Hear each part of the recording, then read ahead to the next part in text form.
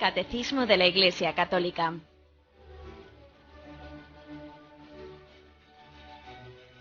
Un programa dirigido por Monseñor José Ignacio Munilla, obispo de San Sebastián.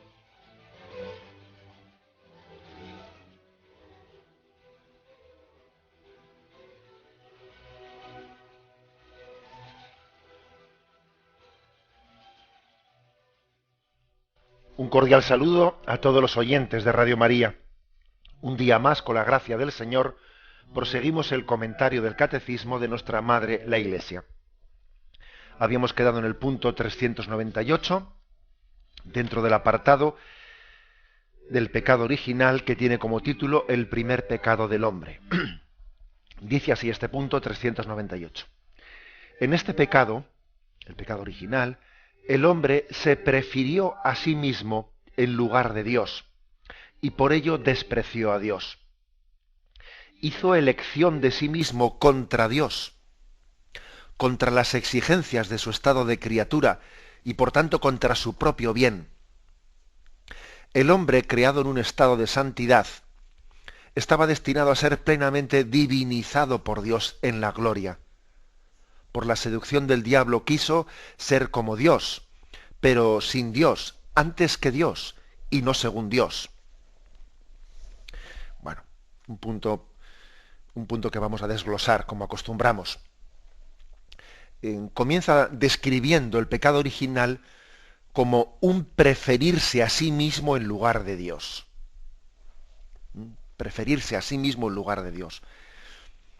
Es decir, detrás de esto, aunque aquí no se utiliza esta palabra, pero es obvio que se está hablando de la importancia de que nos amemos a nosotros mismos, pero de una manera ordenada. El hombre no únicamente puede amarse a sí mismo, es que debe amarse a sí mismo. El no quererse a sí mismo es contra la voluntad de Dios, un pecado. El que alguien se desprecie, porque si uno no se ama a sí mismo, en el fondo no está amando la obra de Dios. Ojo, porque uno puede pecar tanto de preferirse a sí mismo, ¿no?, frente a Dios, como de desprecio a sí mismo. De las dos cosas se puede pecar. Y además la experiencia nos dice que es fácil pecar de las dos cosas a la vez. A la vez. Son dos extremos que se tocan. Dos extremos que se tocan. Me habéis oído en alguna ocasión un chiste ese que dice que era uno tan gordo, que se caía de la cama a la vez por los dos lados, por la derecha y por la izquierda. Bueno, pues algo así, si me permitís la broma. Los extremos se tocan, y en el fondo el amarse a sí mismo por encima de Dios y el despreciarse a sí mismo están más cerca de lo que parece. Porque la clave está en que el amor tiene que ser ordenado. Si el amor no es un amor ordenado, entonces es otra cosa.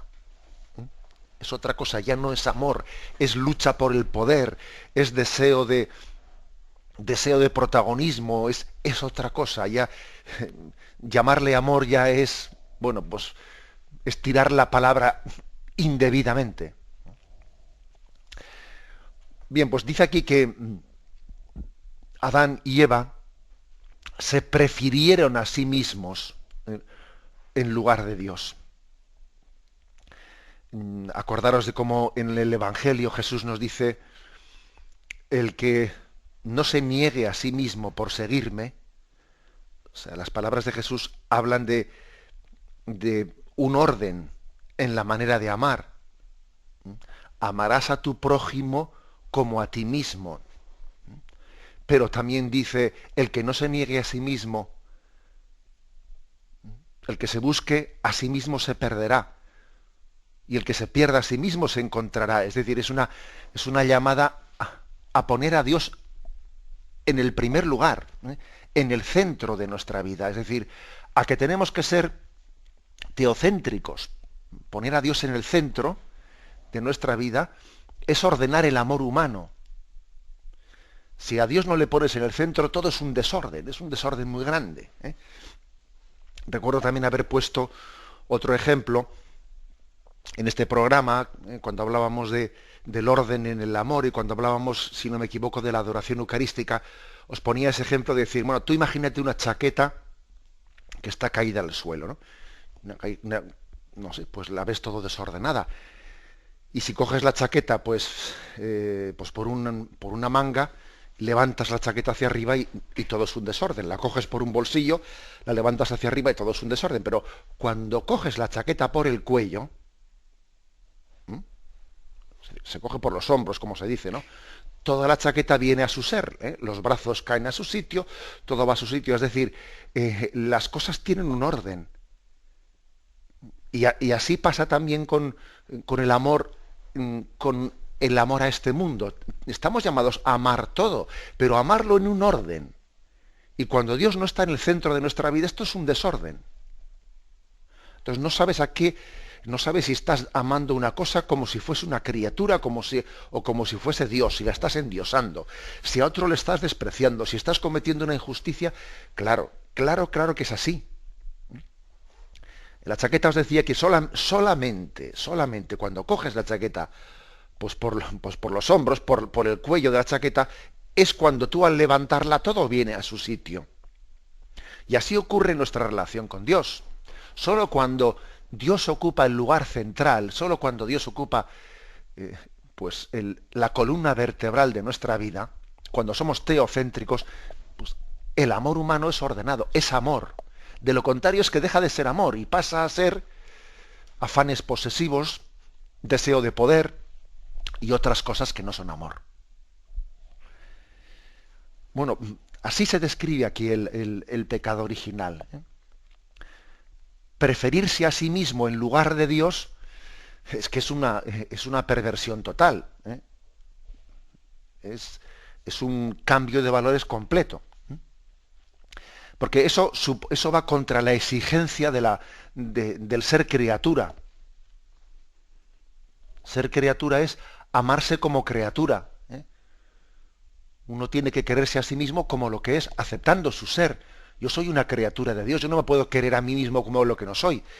Es como, imagínate, ¿no? Pues, si yo pretendo quererme a mí mismo, pues como futbolista, es que hago el ridículo, es que no soy futbolista. Entonces lo primero es aceptarse a sí mismo. Yo no soy futbolista, luego yo no puedo absurdamente no quererme como no lo soy. Bueno, pues perdonad el ejemplo, ¿no? Pues yo me quiero a mí mismo cuando me quiero partiendo de la realidad. Soy una criatura de Dios. Si no se parte de ahí, en realidad no me estoy queriendo bien a mí mismo. Estoy saliéndome de la realidad. Es como aquel que tira la piedra y la tira para arriba, pero luego le cae encima. Algo así ocurre cuando nos amamos a nosotros mismos de una manera desordenada, cuando pretendemos ponernos nosotros como si fuésemos unos reyezuelos, ¿no? Unos reyezuelos. Sí, tú ponte la corona encima de la cabeza y tira una piedra para arriba que te va a caer encima. En principio, cuando uno comete ese pecado de amor propio desordenado, bueno, parece que es en su propio bien. No, pero es en su propio, va en su contra. Va en su contra. El pecado, al principio, parece que te favorece, pero no, eso es pan para hoy y hambre para mañana. Parece que te favorece, pero lo que va contra natura, lo que va contra tu propio ser, al final va contra ti, te autodestruye, te destruye. ¿Eh? Por eso dice que en el fondo va contra la exigencia de tu estado de criatura, o sea, va contra tu propio ser. En resumen, solo se puede amar de una manera ordenada, teniendo a Dios en el centro y teniendo el resto de las cosas pues en el lugar y según la vocación para la cual Dios ha dado a cada cosa. Este es el plan originario, el originario de Dios. Y sigue diciendo, el hombre creado en un estado de santidad estaba destinado a ser plenamente divinizado por Dios en la gloria. Por la seducción del diablo quiso ser como Dios, pero sin Dios, antes que Dios, y no según Dios. Es una cita de San Máximo el Confesor, muy interesante esta cita, muy interesante. Es decir, que estábamos destinados, el hombre, en el plan primero de Dios, estaba destinado a ser divinizado en la gloria, a ser divinizado. Ese paraíso terrenal no era únicamente un paraíso en el que el hombre tuviese una felicidad natural, no, era mucho más que una felicidad natural, tenía una amistad con Dios. Dios le daba la gracia de divinizarle, de participar de su gloria divina. Y fijaros que aquí surge un conflicto. El hombre le parecía poco lo que Dios le ofrecía. Porque es que era difícil ofrecerle más al hombre, ¿eh? O sea, ¿te parece poco que Dios te constituya en amigo suyo, que vivas en la intimidad con Dios en el paraíso, que Él te ofrezca ser divinizado con Él? O sea, ¿te parece poco eso? Es que es curioso, ¿eh? Porque el pecado original te miente, o sea, es decir, el hombre es engañado, ¿eh? Como si fuese poco lo que se te está ofreciendo, como si yo ahora, al pecar, fuese a obtener más, ¿eh? Como si yo fuese por un atajo a conseguir más de Dios. Es un engaño, ¿eh? Siempre el pecado se nos presenta bajo un engaño y bajo, como decíamos ayer, después de habernos introducido una desconfianza en Dios, como si Dios no me quisiese del todo, como si Dios estuviese teniendo una reserva hacia mí. O sea, hay una desconfianza previa para después poder ser tentado, ¿no? Suscitar una desconfianza hacia Dios. Bueno, pues lo cierto es que en el fondo lo que el pecado original busca es lo que Dios te había dado, y además te había dado mucho más de lo que estás buscando. Lo que pasa es que no lo apreciabas, y ahora tú buscas por el pecado lo que tenías en casa y además lo tenías en plenitud, y tú lo buscas en un cubo de basura. Entonces dice San Máximo el Confesor: resulta que el pecado original consistió en pretender ser como Dios, pero primero, sin Dios. Segundo, ser como Dios, pero antes que Dios. Y segundo, ser como Dios, pero no según Dios, ¿eh? Aquí hay tres expresiones: sin Dios, antes que Dios y no según Dios, ¿no? Es decir, no se puede ser como Dios sin Dios. Es decir, solo Dios nos puede divinizar, solo Él nos puede llamar a participar de su vida divina. Sin la gracia de Dios no somos nada. Esta expresión tan básica, ¿no? Nada sin la gracia de Dios, que la deberíamos de grabar pues a fuego en nuestro corazón, ¿no? Nada sin la gracia de Dios. Todo lo bueno que hay en nuestra vida viene en última instancia, o en última o en primera, de la gracia de Dios. Por la gracia de Dios. ¿Qué bien has hecho esto? Por la gracia de Dios. Qué bien va la familia, ¿no? Qué felices somos, ¿no? Por la gracia de Dios. He terminado mis estudios, ¿no? Y he sacado el título por la gracia de Dios. O sea, es decir, no es una frase hecha. Es decir, el hombre, con la gracia de Dios, es divinizado. El problema está que el pecado original consiste en pretender ser Dios sin Dios. Y eso no puede ser, eso no es imposible. Sin Dios no somos nada. La criatura sin el Creador, tú me dirás, es una contradicción. La criatura sin el Creador. Segundo, dice San Máximo el Confesor, pretende, ¿no?, ser como Dios antes que Dios. No, mira, antes que Dios no. Será después de Dios. La primacía siempre hay que dársela a Dios. Dios siempre tiene que ser el primero. El primer mandamiento de la ley de Dios que dice: amarás al Señor tu Dios con todo tu corazón, con toda tu mente, con todo tu ser. Bueno, es que es lo lógico, ¿no? A Dios habrá que darle la prioridad. O sea, lo que no podemos es primero yo y luego si me queda un poco de tiempo ya se lo dedicaré a Dios. No, como a veces ocurre en nuestra vida, que tenemos un tipo de vida espiritual en el que se dice, ¿no? Primero es la obligación y luego es la devoción, ¿eh? Y entonces aquí primero ocuparme de las cosas de este mundo y luego si me sobra un poco de tiempo ya me acordaré de Dios. Es una aplicación del refrán nefasta, porque como uno aplique ese refrán, primero la obligación y luego la devoción, y parece que la obligación es todo lo que no sea Dios, no, perdona. Mi primera obligación es, como hijo de Dios que soy, relacionarme con mi Padre Dios. Esa es mi primera obligación. O sea, que es que, ojo con ese refrán aplicado de esa manera atea o religiosa. Una garantía de que Dios ocupa, de que somos creyentes y que Dios ocupa el lugar que debe de ocupar en nuestra vida, es que le demos siempre prioridad. O sea, primero Dios, en la prioridad de mi vida, de mi tiempo. Dime qué priorizas en tu tiempo y te diré dónde está tu corazón. Porque eso funciona así, ¿eh?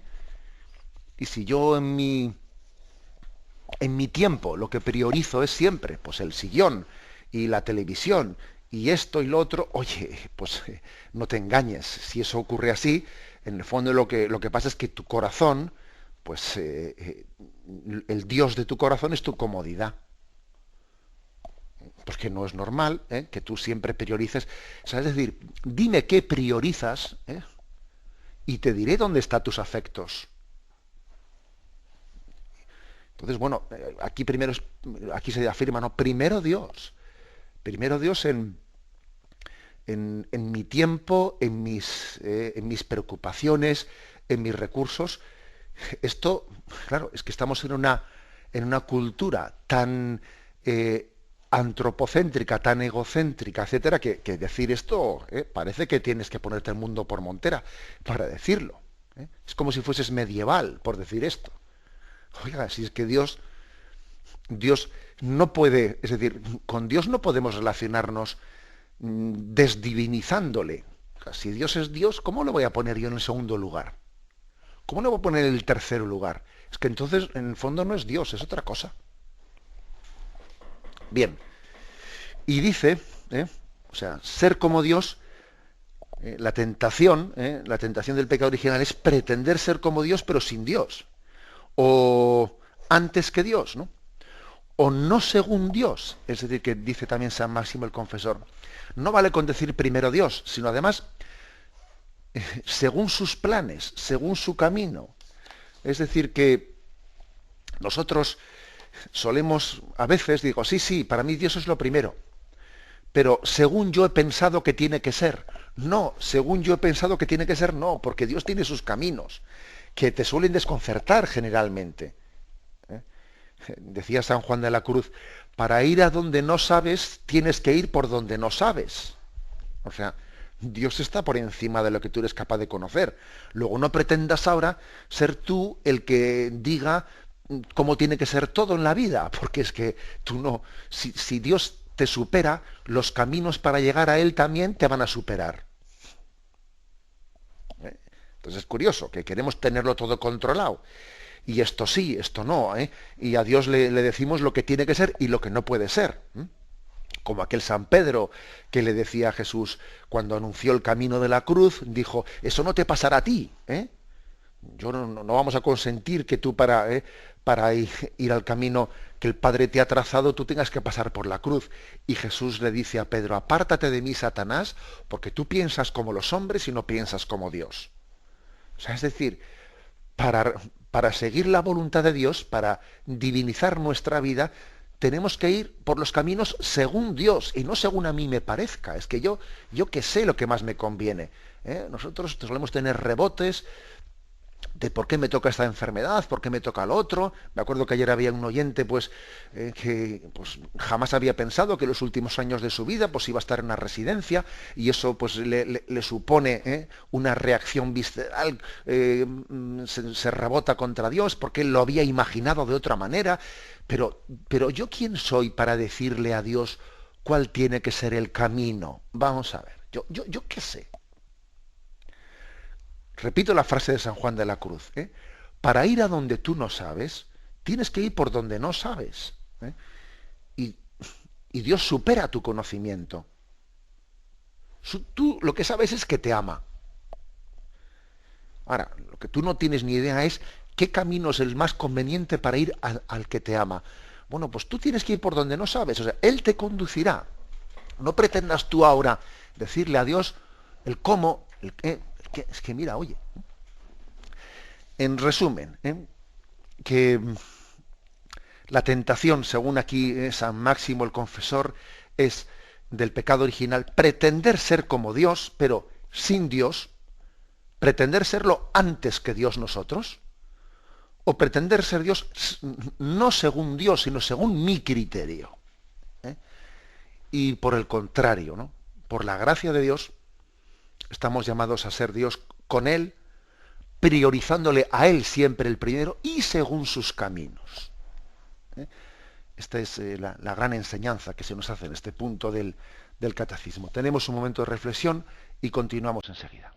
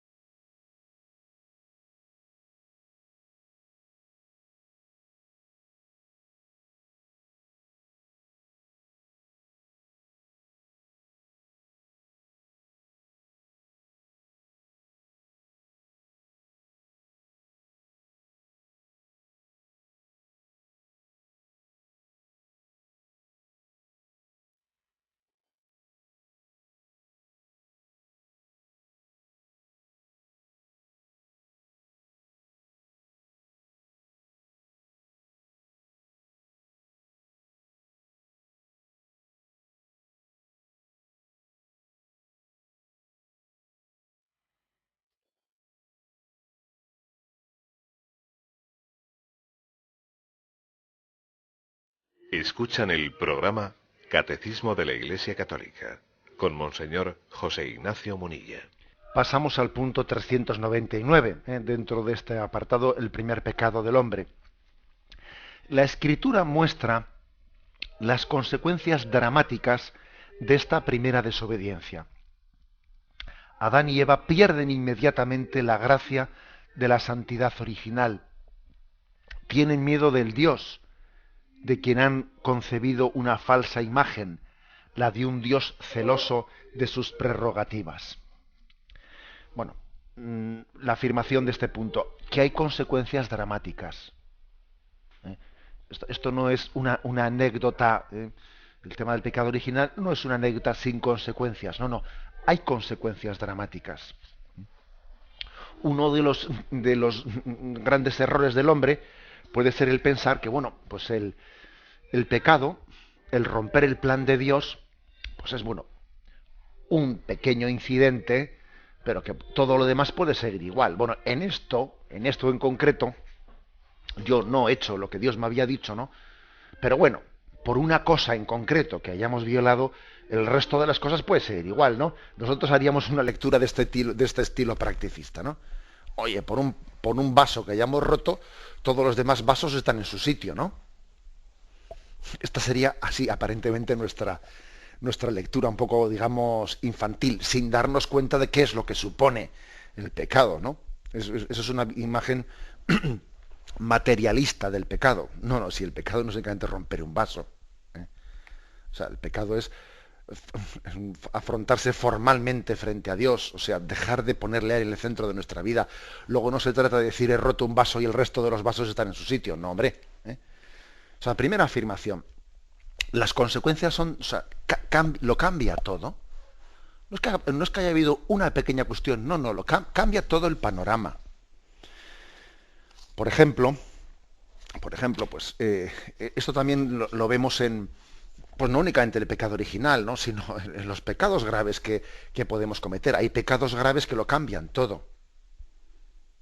Si no existe un arrepentimiento inmediato, si no tal, pues por ejemplo, un pecado de infidelidad en un matrimonio, hombre, o hay un arrepentimiento potente, ¿no? Y a eso se le da la vuelta, o no es que sea un pequeño desliz, no, perdón, eso puede dinamitar el matrimonio. O sea, pues porque cambia el centro de gravedad del corazón. Y si cambia el centro de gravedad del corazón, pues todo se pone patas arriba, ¿no? Por ejemplo, me estoy acordando de esa famosa novela de Shakespeare, de Macbeth, ¿no? Es una novela que refleja pues la historia de un rey escocés, ¿no? Pues que cae en la tentación de decir, si es que mira, si yo me cargo, si me cargo a este hombre que está aquí durmiendo, si lo voy a matar y además no se va a enterar nadie que lo he matado. Y mira, y este hombre que está aquí durmiendo, es el momento en que yo lo mate, no se va a enterar nadie y yo voy a pasar a ser rey. O sea, va a cambiar todo, ¿no? Él es tentado de decir, si total es una cosa y a partir de ahí ya yo voy a... Pero Macbeth se da cuenta de que tiene el gran error, ¿no? Diciendo, yo mato a ese rey Duncan, creo que se llamaba. Es un solo acto malo que hago. Y por hacer solamente una cosa mala, yo voy a ser rey para toda la vida, ¿no? Pero es que resulta que el crimen fue insoportable para Macbeth, ¿no? Fue insoportable. Un solo acto contra la moral introdujo a Macbeth en un ambiente donde le sofocaba, o sea, es decir, él no aguantaba el peso de aquel pecado, era una tragedia que cayó sobre él mismo. Y en el fondo su tragedia nos enseña que nadie puede cometer una inmoralidad con la esperanza de salir beneficiado de ella. No, esa es la equivocación, ¿sabes? Esa es la equivocación de Adán y Eva, de Macbeth y de cualquiera que en esta vida haya pecado. Pensar que haciendo esto voy a salir beneficiado.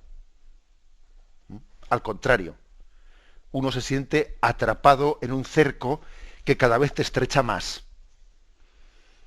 El caso de esta novela, ¿no? Pues con su asesinato, él ha destrozado una barrera, pero al saltarla ha caído en una trampa.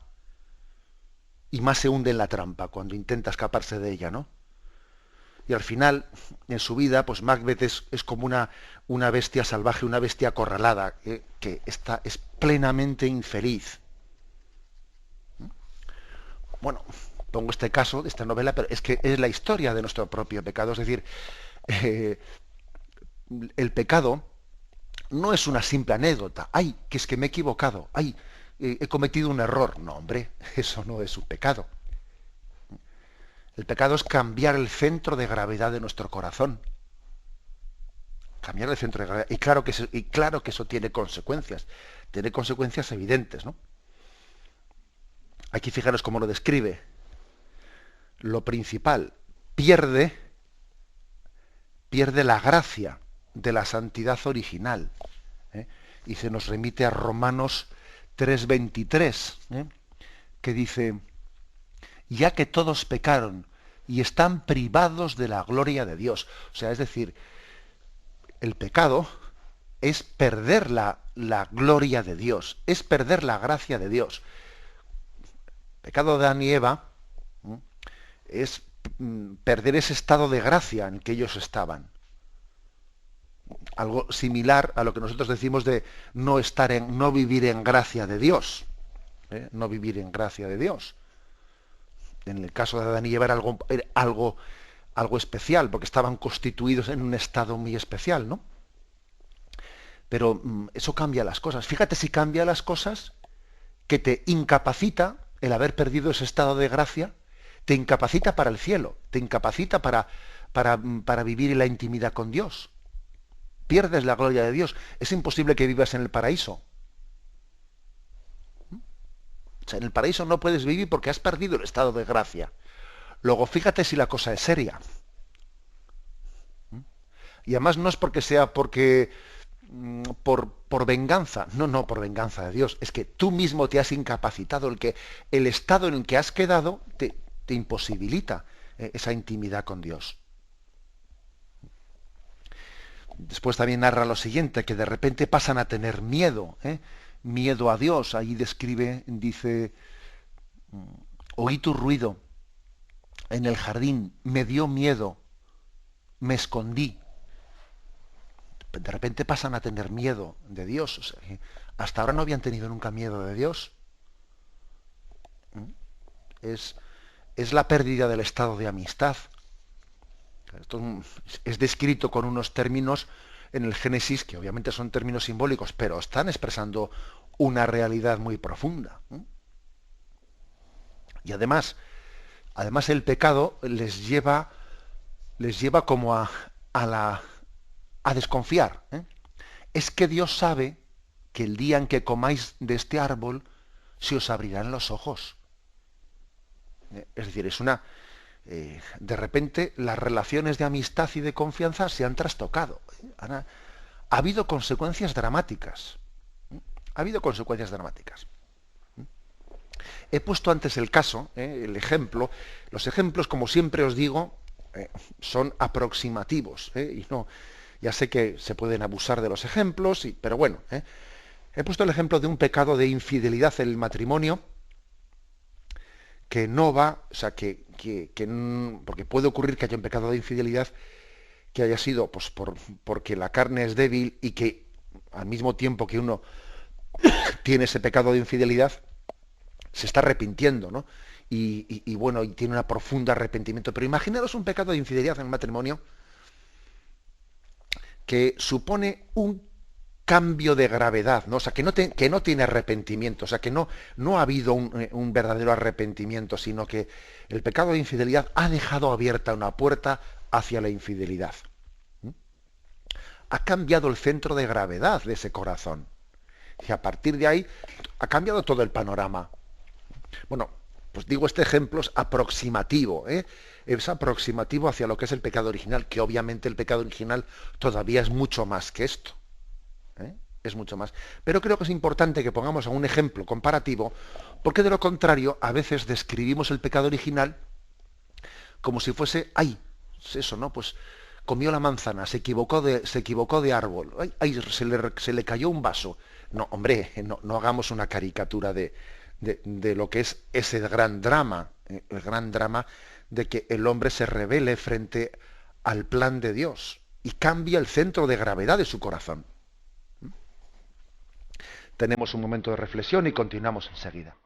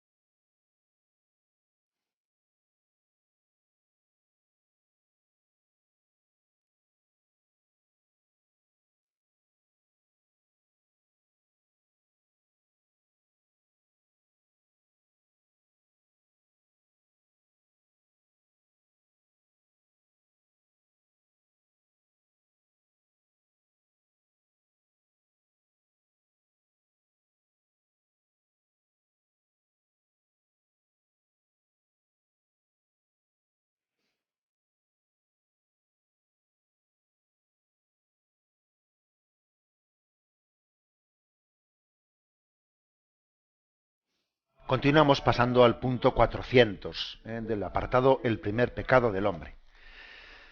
La armonía en la que se encontraban, se refieren a Adán y Eva, antes del pecado original estaban en una armonía, establecida gracias a la justicia original, queda destruida. Y aquí ahora este punto 400 va a ir describiendo en qué aspectos notamos que el pecado original ha roto la armonía. Adán y Eva vivían en un orden, teniendo a Dios como el centro de su vida. Eso ordenaba el resto de las cosas. Hemos comentado al principio de que en el fondo únicamente se puede amar de verdad con un amor ordenado en el que Dios sea el centro. Cuando Dios no ocupa el centro de nuestro amor, es que en realidad no es que amemos de una manera desordenada, es que incluso hasta podríamos poner en duda que muchas veces estemos amando, porque a veces queremos poseer, queremos manipular, pretendemos hacer de las cosas un instrumento de vanidad, de poder. O sea, que es que en el fondo solamente se puede amar de una manera, que es poniendo a Dios en el centro. Bien, entonces, cuando se rompe esa armonía, porque la justicia original, o sea, la santidad en la que el hombre vivía en equilibrio con Dios se pierde por el pecado original, se producen pues, en cascada toda una serie de cosas. Y se describe aquí, primero, el dominio de las facultades espirituales del alma sobre el cuerpo se quiebra. Dice Génesis 3:7. Se les abrieron los ojos a los dos y descubrieron que estaban desnudos y entrelazaron hojas de higuera y se las ciñeron. Es decir, que de repente su desnudez comenzó a ser un problema. Mira, antes no lo era, ¿eh? Estando en la santidad, la desnudez del cuerpo, pues no era tentación de pecado para nadie, porque no existía esa concupiscencia. O sea, la desnudez era absolutamente natural. O sea, es decir, que el pecado original ha hecho que el hombre pierda la naturalidad. Ahora aquí cuando se dice, no, hay que ser naturales, por eso somos nudistas, ¿no? Mira, no me tomes el pelo, porque el pecado original ya pasó, ¿sabes? Ahora no podemos vivir como si no existiese pecado original. Cuando podíamos ser naturales es antes del pecado original. Después del pecado original no me vengas con que tenemos que ser naturales, porque existe, pues eso, una tendencia en nosotros a que la carnalidad no está sujeta a la razón y no está sujeta a la voluntad, sino que está desbocada. Fijaros lo que dice, ¿eh? El dominio de las facultades espirituales del alma sobre el cuerpo se quiebra. ¿No? Tú ves que el cuerpo es para ti, o sea, que es para ti motivo de distorsionante bueno, pues es así, la percepción que tenemos de cómo se nos perciben las tentaciones contra la pureza son violentas. Dejémonos de... claro que son violentas. Uno tiene que esforzarse en ordenar ese tipo de impulsos, en conducirlos, en sublimarlos dentro de la vocación al amor. Si tú le dejas rienda suelta a todos tus impulsos, ya te digo yo lo que va a pasar. O sea que eso es lo primero que ocurre, ese darse cuenta de que estaban desnudos, el tener que cubrirse, etcétera, es porque de repente ven que la armonía en la que vivían se ha roto. O sea, esa armonía se ha roto, ¿eh? De repente uno dice aquí, anda, dentro de mí, ¿quién es el que manda? Porque, no sé, yo veo que ahora mismo tengo unos impulsos que van en contra de lo que es bueno, de lo que es racional, de lo que es conforme a la voluntad de Dios, y ahora de repente se ha establecido una lucha interior en nosotros. Segundo, dice, la unión entre el hombre y la mujer es sometida a tensiones. Génesis 3, versículo del 11 al 13. El Señor Dios le replicó, ¿quién te informó de que estabas desnudo? ¿Es que has comido del árbol que te prohibí comer? Adán respondió, la mujer que me diste como compañera me ofreció del fruto y comí. El Señor dijo a la mujer, ¿qué has hecho? La mujer respondió, es que la serpiente me sedujo y comí. Bueno, es decir, que aquí se ve inmediatamente que comienza una tensión entre el hombre y la mujer, uno echándole la culpa al otro, el otro volviendo a echarle la culpa al anterior. Es una consecuencia también, además de la pérdida de la armonía interior, es la pérdida de la armonía que existía entre Adán y Eva.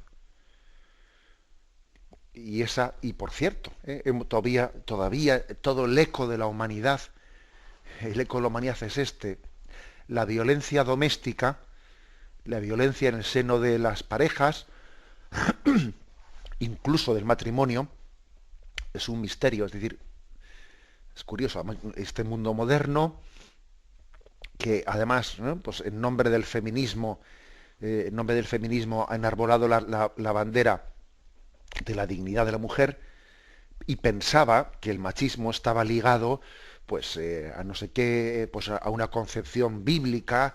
Pensaban que el machismo estaba ligado a una concepción del cristianismo, etcétera, etcétera, ¿no? Y se pensaban que una sociedad laica, una sociedad sin religión, pues iba a acabar totalmente pues con la violencia doméstica, y resulta que es exactamente al revés. Fíjate tú, o sea, está creciendo, ¿no?, los números de violencia doméstica, de ataques machistas, el número de mujeres que fallecen, o sea, ha crecido tremendamente conforme la sociedad se ha secularizado.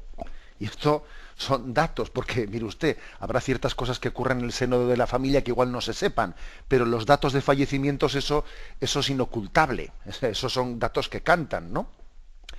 Luego, no debía de ser cosas, eso de la violencia del hombre y la mujer, influjo de corrientes culturales religiosas, no, eso es influjo del pecado original.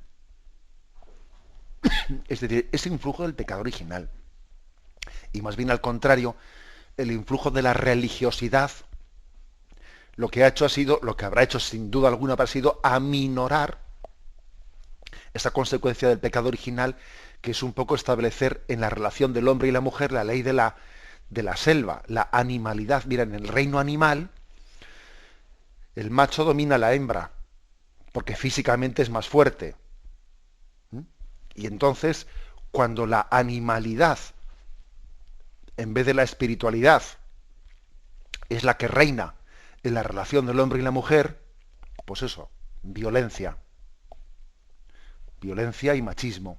Pero sin embargo, cuando el espíritu supera la carne y vivimos conforme al espíritu, entonces es cuando la relación del hombre y la mujer se va sanando y purificando de perdón, de esas consecuencias del pecado original en la relación entre el hombre y la mujer.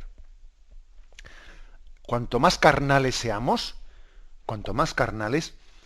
la violencia y el machismo serán mayores. Cuanto más espirituales seamos, obviamente el machismo y la violencia del hombre hacia la mujer serán inferiores, o desaparecerán plenamente, claro, en la medida en que seamos santos. O sea que, como veis, aquí hay otra de las consecuencias, o sea, dos consecuencias muy claras del pecado original. Primero, el desorden de las facultades interiores, donde la razón, la voluntad dejan de tener el dominio pleno sobre los sentidos. Y también esa desunión y ese enfrentamiento entre el hombre y la mujer. Lo dejamos aquí, continuaremos, si Dios quiere, en el punto 400, pero ahora damos paso a la intervención de los oyentes. Podéis llamar para formular vuestras preguntas al teléfono 917 107 700, 917 107 700.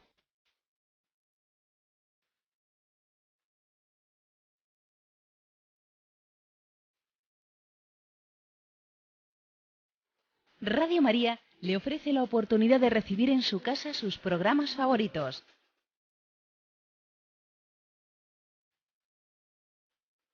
Ahora lo puede hacer a través de nuestra página web www.radiomaria.es o bien llamándonos al 902 500 518.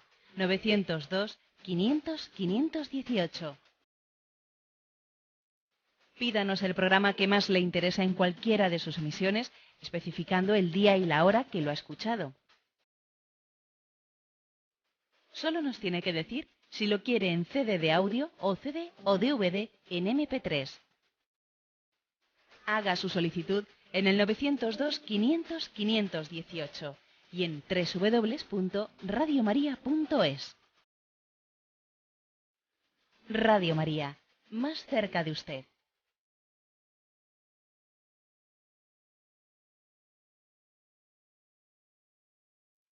Escuchan el programa Catecismo de la Iglesia Católica con Monseñor José Ignacio Munilla.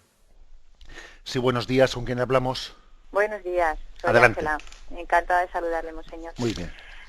Yo simplemente quería dar un testimonio de que efectivamente lo que estaba ahora usted diciendo, eso lo he vivido yo en mi casa, porque yo no he conocido un matrimonio más feliz que el de mis padres.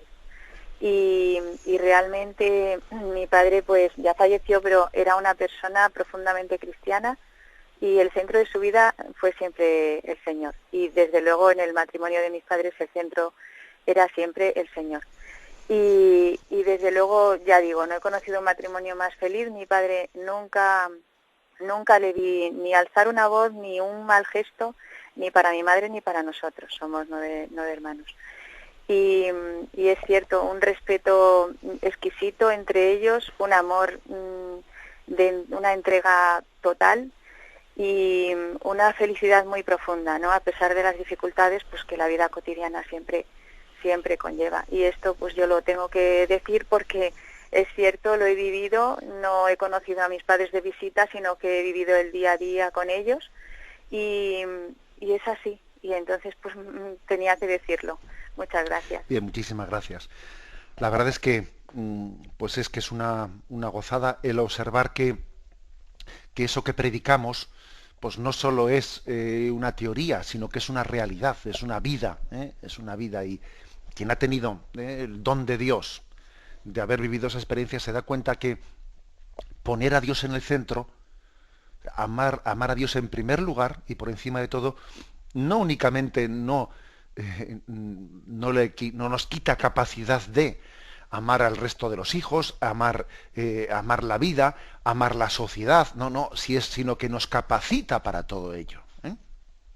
Poner a Dios en el centro de nuestra vida es ponernos en la capacidad de que en nuestro corazón quepa todo el mundo, haya sitio para todos. Ahora, cuando Dios no está en el centro de tu vida, entonces los amores son contrapuestos unos contra otros. Esa es la diferencia. En Dios todo se suma, sin Dios todo se resta uno frente a otro. Damos paso a un siguiente oyente. Buenos días. Hola, buenos días. Adelante, le escuchamos. Me llamo Fidel. Sobre el tema del diablo. En todas las religiones veo que ven como el diablo es un error de haber sido creado. Sin embargo, la creación del diablo es necesaria y justa porque es un elemento purificador del alma.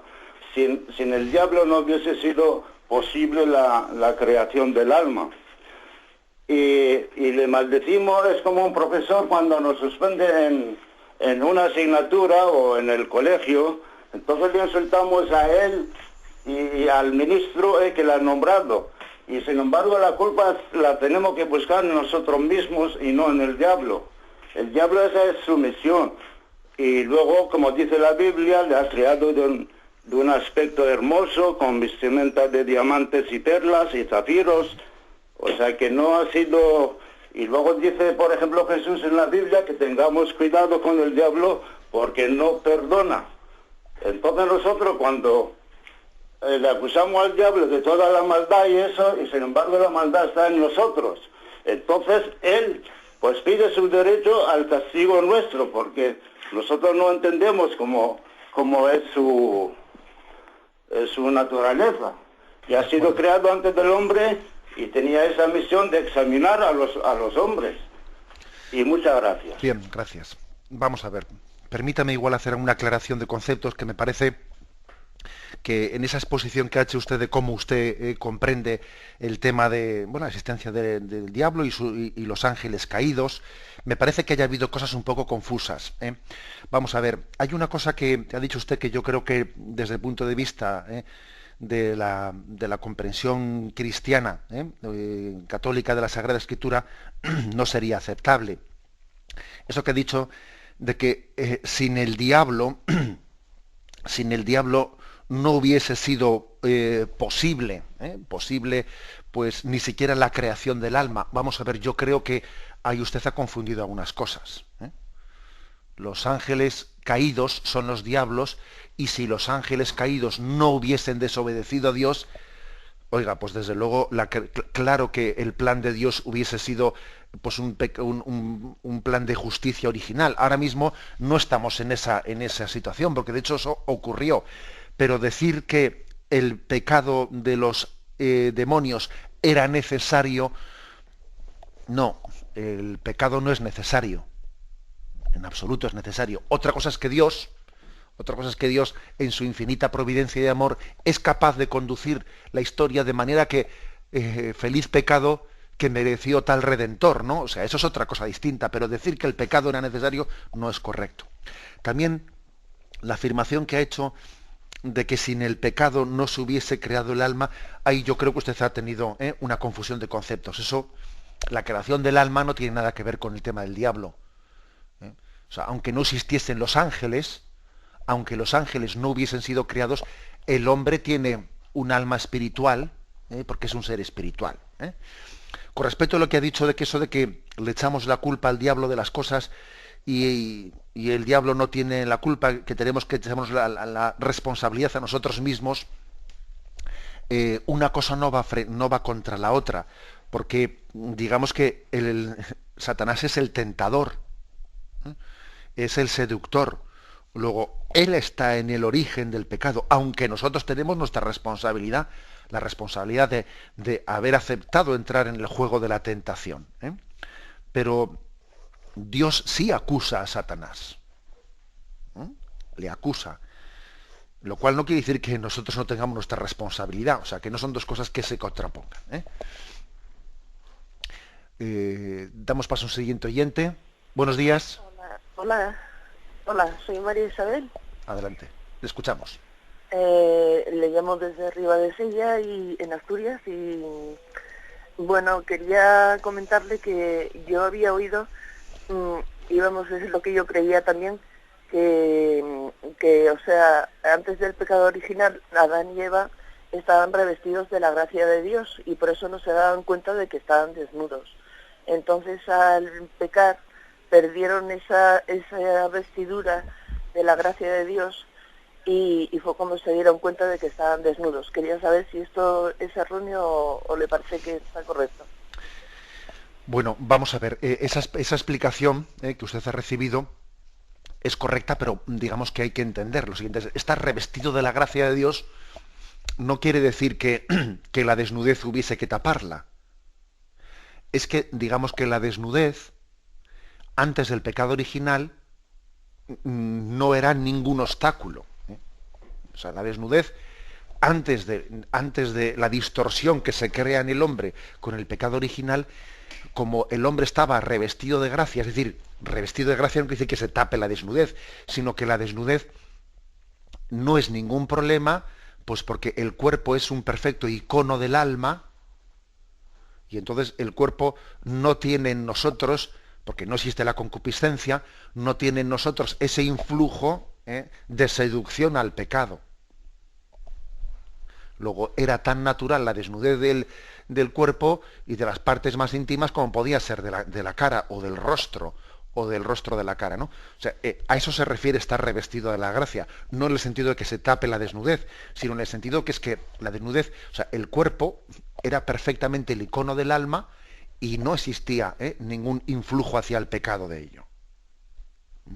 Es fruto del pecado original que viene esa distorsión en el que el cuerpo, en vez de ser un icono perfecto del alma, también es un icono de mis deseos pecaminosos, y entonces ya comenzamos a tener ese lío interior. Damos paso a una última llamada. Buenos días. Buenos días, monseñor. Adelante, le escuchamos. Mire, quería preguntarle una cosa. El pecado original, ¿lo heredamos nosotros, o sea, toda la humanidad, o solamente las consecuencias del pecado original? Uh-huh. Porque un pecado, vamos, como que no se hereda, ¿no? Uh-huh. Eso era todo. Muchas gracias. De acuerdo, bien, su pregunta es interesante y la vamos a abordar en estos próximos días, porque se afronta el tema. Obviamente hay que matizar la expresión de que se hereda el pecado original. El pecado personal que cometieron Adán y Eva, lo cometieron ellos, no lo cometemos nosotros. Luego, en ese sentido de ser responsables de haberlo cometido, no lo heredamos. Pero sí que heredamos el estado de pecado, que es un estado de enemistad con Dios. Si se me permite el ejemplo, pues imagínese que estamos en esta habitación, en una habitación en la que alguien abre la ventana, Obviamente la culpa de haber abierto la ventana la tiene él, pero es verdad que todos los que estamos en la habitación cargamos con el frío, ¿eh?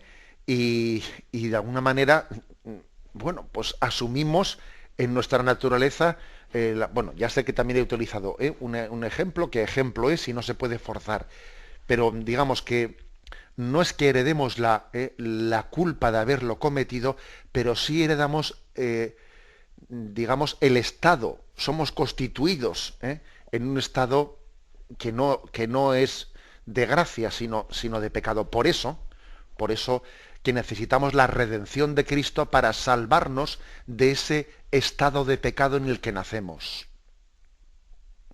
Cristo nos rescata. Es como si Cristo dijese, yo cierro esa ventana y yo enciendo la calefacción, doy calor de vida a esta humanidad, en la cual el frío, digamos, el pecado se había introducido por influjo de ese pecado de Adán y Eva y ligado a todos los pecados personales, que aquí a veces hablamos del pecado original como de Adán y Eva, como si nosotros no les hubiésemos acompañado a Adán y Eva pecando también, porque ojo, me despido con la bendición de Dios Todopoderoso, Padre, Hijo y Espíritu Santo.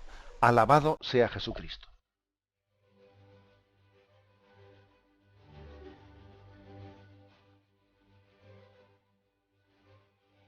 Finaliza el Catecismo de la Iglesia Católica, un programa dirigido por Monseñor José Ignacio Munilla, obispo de San Sebastián.